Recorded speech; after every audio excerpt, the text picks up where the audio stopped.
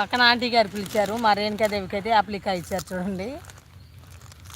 బాగా కష్టపడుతున్నారు మీ పిల్లలు కోసం. అవునండి, అసలు నాకు యూట్యూబ్ ఛానల్ గురుండే తెలియదండి.